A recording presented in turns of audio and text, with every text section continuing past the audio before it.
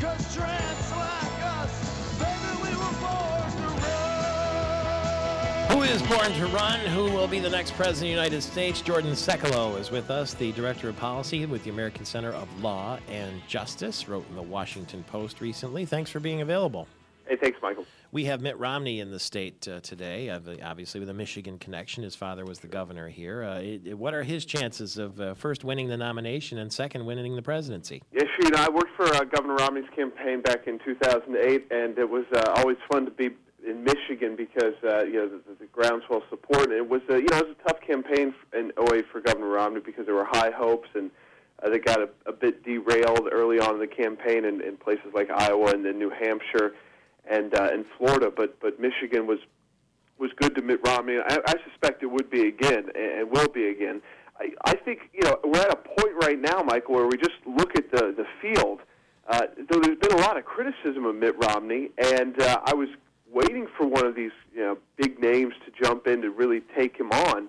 And so far, he's been able to really secure that front runner spot. I've been watching him at these events. He's being treated that way by crowds, both by very conservative crowds that people.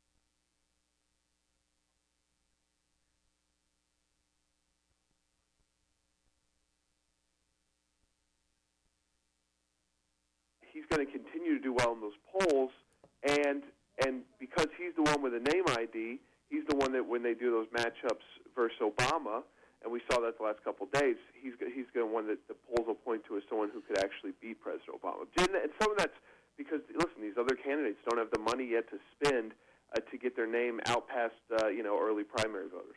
Well, isn't it true, too, that while some people think he's a little wooden, they have a little trouble warming up to Mitt Romney, when you stack him up against some of the other candidates declared and presumed, he really looks like the adult who has the experience and knows what he's doing. I mean, if you put him next to Michelle Bachmann, Sarah Palin, Newt Gingrich to some degree, doesn't he seem to be above them all the most mature? Yeah, I mean, first of all, folks like they like governors, and there's always this interest in people who have become Republican governors in states that are very difficult to be a Republican governor. Massachusetts is one of those. I mean, Tim Pawlenty is some of the same qualities. He just doesn't have the name ID. It's a very similar record. And it's interesting, actually, to an extent, when the criticism that's been leveled at Governor Romney is the thing you just talked about, like the woodenness or squishy or moderate. I mean, I come from the right of the party, and I, if you look at the social issues where he got heavily criticized in 2008, I mean, I don't see that criticism happening now. I think people have gotten over that. If you look at his personal faith, the media is trying to gin that up, but again, I don't see people really latching onto it. There's the Romney Care issue, but the truth is there are a number of candidates and potential candidates who, like Governor Romney did in Massachusetts, have looked at exactly the same option for their own state's health care plans, and he's been very clear about what he'd do with Obamacare. There's a lot of the toughest thing for Mitt and Governor Romney is that he's got so many targets on him. I mean, it's not just his other primary opponents like Michelle Bachmann or Tim Pawlenty, because really they're spending their time trying to make a name. They can't focus right now on attacking Mitt Romney. They've got to actually get to a point where more than people who listen to talk radio or watch cable news know their names and can actually identify them just by hearing their voice while they're driving in the car. They're not at that point yet. I think Governor Romney, for the most part, is.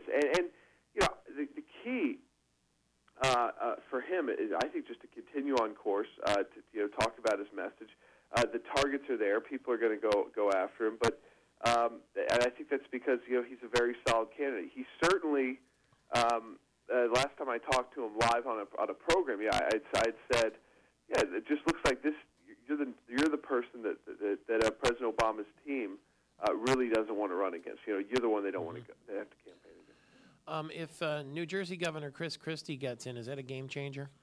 Yeah, absolutely. I mean, honestly, I think Chris Christie, Sarah Palin, or Rick Perry from Texas could change things up drastically. Now, I don't think that takes away where Mitt Romney is right now, if we're talking about him, but it certainly shoots someone right up to the polls that is polling just as high or about as high. So with different demographics, I mean, I think a Chris Christie or Rick Perry would be serious alternatives to Governor Romney, and I think you would see the race immediately tighten. It makes it much tougher for the Tim Pawlenty's of the world. But if I think it's looking more likely that Rick Perry is looking at it seriously, and less likely that Chris Christie is, or at least he's really keeping it quiet over the last week and a half. And then with Sarah Palin, I don't think anyone can ever make a prediction there. I mean, she's polling as high as Governor Romney in the popularity kind of polls among the GOP, but